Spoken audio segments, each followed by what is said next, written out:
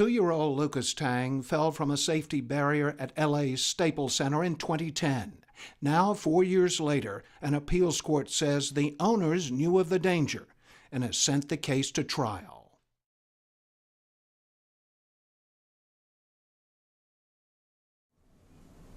Although we don't have Lucas around, he will always be with us within our hearts and cherish the life that we did spend with him. You keep him alive in your heart. Yes. That's what you were saying. What do you tell him?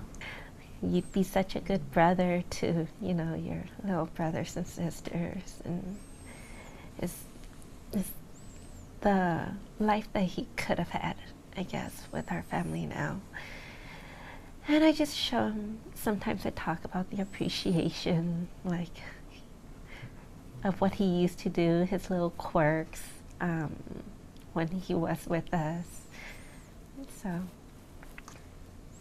And he was a Lakers fan. Yeah, Lucas was a Laker fan. He had a little koozie that he puts over his bottle when he used to drink his milk. He's always wearing his Laker jersey, and he always associates wearing the Laker jersey with his birthday, because usually for his birthdays, the whole family would be in Laker gear and things like that. What of his qualities do you carry with you and that you use to comfort yourself? His smile and his laugh and his curiosity. He was 2 years old, so he was pretty carefree. So I always remember that about him.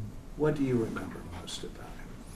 He was just silly and very witty, and he knows how to get his way. And he's my first baby. Mm-hmm. So. Yeah, he would never leave Homie's side. Everywhere we went, it took him 3-4 hours to warm up to other people around him before he would even leave her side. So he was always clinging to her. How do you comfort each other? What do you say to each other? In all honesty, we don't talk about the incident. We always remember Lucas for the happy times that we had together. Not specifically when we're there, but just little quirks that he has and things like that. And we bring it up with not just to each other, but to our kids too. So even in our home now, we do have Lucas's picture up, and we'll always remind our kids now, hey, where's your brother? And they'll point him out, things like that. So we try not to even talk about that particular incident. It's really only time, time is what it takes to really heal. This lawsuit means that you have to, like it or not, focus on these issues again. How do you steel yourself to that? Just have to focus. Focus what is the outcome that we're trying to achieve here. And the past has happened, and there's nothing we can do to bring Lucas back, but there's definitely a step that we can take to prevent it from happening again in the future.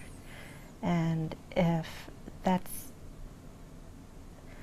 this case is what it takes to prevent that from happening again, I don't want to, be reminded of what happened, but I also don't want this to happen again in the future to anyone else, or even our family.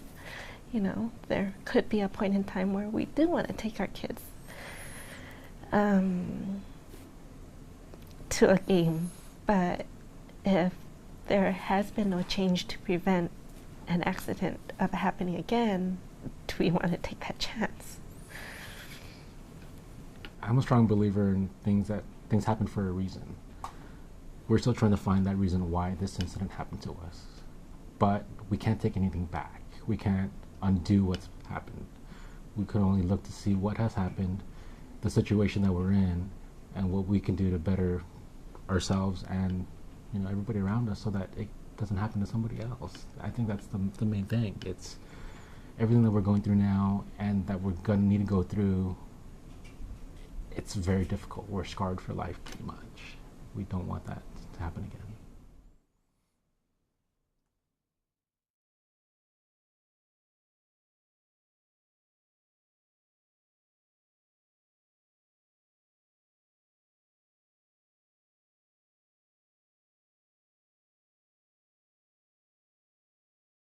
the Court of Appeals has ruled definitively that Staples Center does owe a duty of care to maintain a safe venue for patrons, especially, including patrons that are families with small children.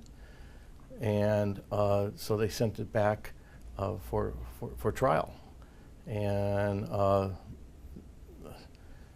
it's a vindication, obviously, of what we have been arguing, and it gives us a chance to achieve the goals that we set out to achieve.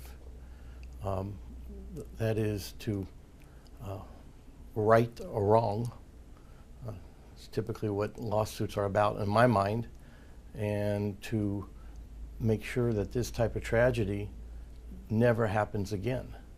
Even before and after this incident, there have been multiple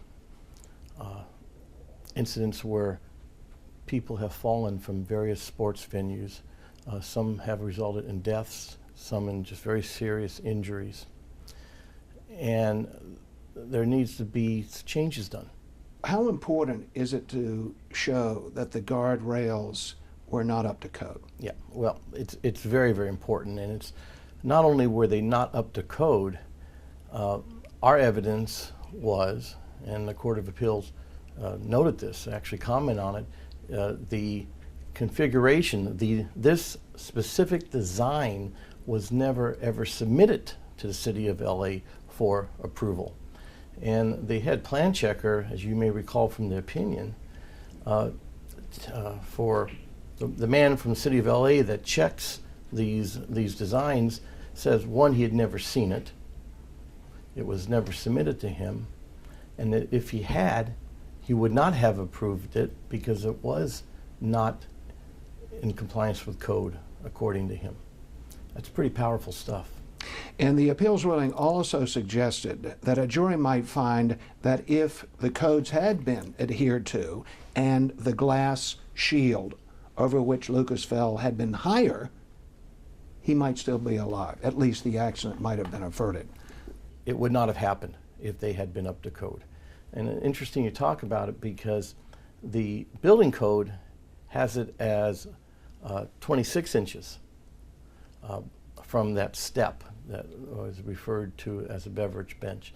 But the OSHA requirements, the one that protects first responders like firemen and things like that, and workers, has it even higher than that. It's supposed to be 34 inches. And according to our OSHA expert, either it had to be 34 inches or you needed a catch-fall device, a safety net on the other side. Neither of those were involved in that design. It just was quite remarkable what was there. It was a death trap as far as we were concerned.